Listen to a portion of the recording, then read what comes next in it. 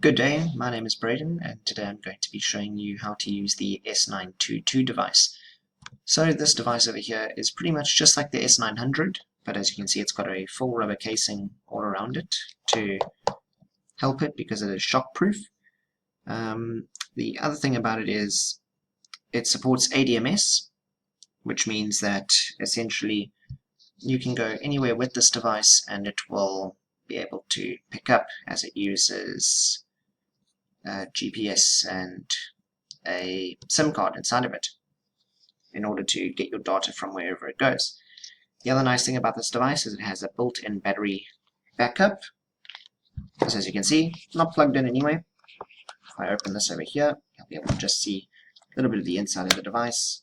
And over there we've got a port for a network cable.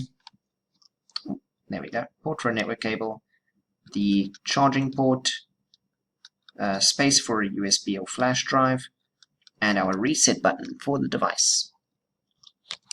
So I'm just going to close this for now. There we go, and back to here. So over here you can see your menu and OK button, your directional arrows just over there, your power off button. So if I hold this over here, you'll see it starts powering down. I'm going to stop that though. Your main keys in order to input other data, and then these various buttons at the top are for signing in and signing out, but most people don't use them regardless. And right over here on the inside is our fingerprint reader. So I'm going to quickly go into the device by holding the MOK key, and there we go. Here's the menu here that you can see. What you can see is user management, COM, system, date and time, DN upload, auto test, record, and system info. First things first, I'm going to go to user management just to show you how to enroll users. And we're going to say new user. So it's going to give us the ID number of 1, as there are currently 0 people on here. We're going to skip the name, as we can get that from the software at a later stage. We're going to say enroll password. Fingerprint. I'm going to put my fingerprint on here 3 times. 1, 2, 3, and enroll success.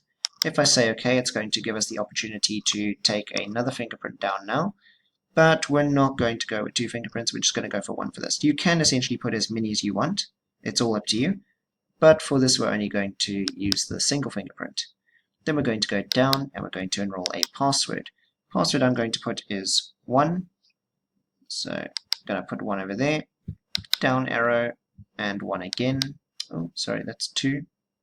Let me backspace that. Password is 1, and we're going to say OK and OK again. Now we have a password of 1. That's a basic password, but it's just for the demo purpose. You can have up to 8 digits in your password. It all depends on what you want. Then for card, I'm going to enroll a card. I've labeled all my cards, so we're going to be using this one over here, which is card number 1, and we're just going to slide it over there, right underneath the fingerprint reader. And there is the card ID, which is now registered. Then we're going to go down, we're going to switch this user to an administrator. And what that would now do is that now prevents anyone else from getting into the menu. They can still sign in and sign out and clock, etc., but they cannot access the menu unless they're an admin. So I'm now going to go down and I'm going to say OK and save my changes. Then I'm going to exit completely. This is your idle menu, so it just shows you your clock. I'm going to now try and get into the menu and it asks for admin affirm. So I'm going to use my card, and there we go, it allows me to get in. From here I'm just going to add a second user just to show you the security of these devices, and the new user is obviously going to be 2, but I'm not going to enroll a fingerprint or a password. I'm just going to enroll the card as it's a lot faster. Take my card, place over there, and they are saved. Then what I'm going to do is I'm going to say escape. It's going to ask if I want to save changes. I'm going to say yes. Now if you saw there, I've kept him as a user only. So we've got one administrator on this device currently and one user on this device currently. So hold the menu button and let's use the second card for that second user. As you can see, it doesn't allow us into the menu. It just states illegal management, which means that they cannot get in.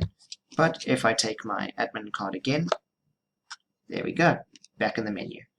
So from this, what you can see is that it does not allow you to get into the menu if you are not an administrator. So at least you don't have to worry about people going in and causing havoc for you. In terms of what we did there, though, with registering them, we can essentially register them under either a fingerprint, a card, or a password, or all three, or any selection of any two that you want. It's all up to you and how you wish to get your employees to clock in. Then from here, we're going to go to comms, which is just next to employee management, and we're going to say OK. Oh, didn't press it. We're going to say OK. And you'll see the network, security, mobile network, ADMS setup. You don't have to worry about the middle two. It's pretty much the network and the ADMS setup that you're going to be worrying about. So network is if it is plugging directly, if you want to plug it directly into your network and your local network, you'll just set an IP address on here, a static IP address, obviously one that doesn't change, your subnet mask and your gateway. These are the addresses that I use here, so you don't have to worry about that. This will all pertain to what you use in your office. So we're going to say escape. This one over here, though, for ADMS setup, that is how you connect to the cloud and get all your information from the cloud. So this address over here is set to IP mode, and it's set to 74.208.211.126 with a port of 88. Now that is how you get into our cloud.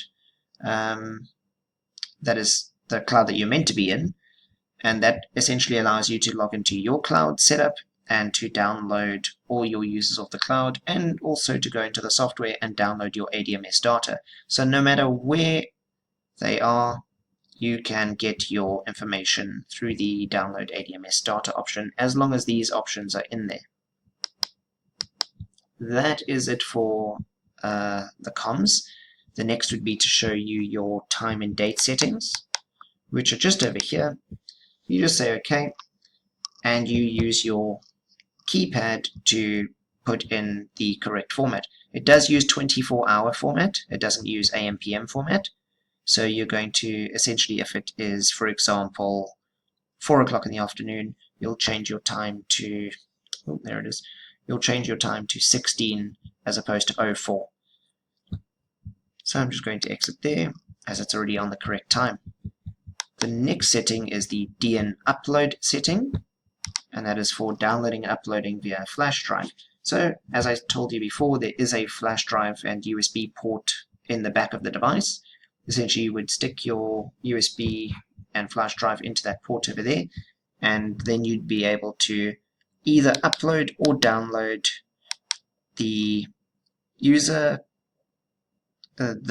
of the device or their data, and their data pertains to their clocking data. So if your network goes down and the cloud goes down, you still have a way to get your data where you can extract it off of the device, put it onto your computer, and then run it through the software, and you'll still be able to get your clockings. So essentially, in order to do that, it's currently set on download at log, which is download attendance logs. All you would say is OK. Currently I don't have a flash drive in this device, so it will say pen drive not found. But when a flash drive is in there, it will automatically download, and then all you have to do is say OK when it's done, plug it into your computer, and take it from there. If you do need any further assistance with these devices, then all you need to do is give our support center a ring, and we'd be more than happy to assist you. Thank you and good day.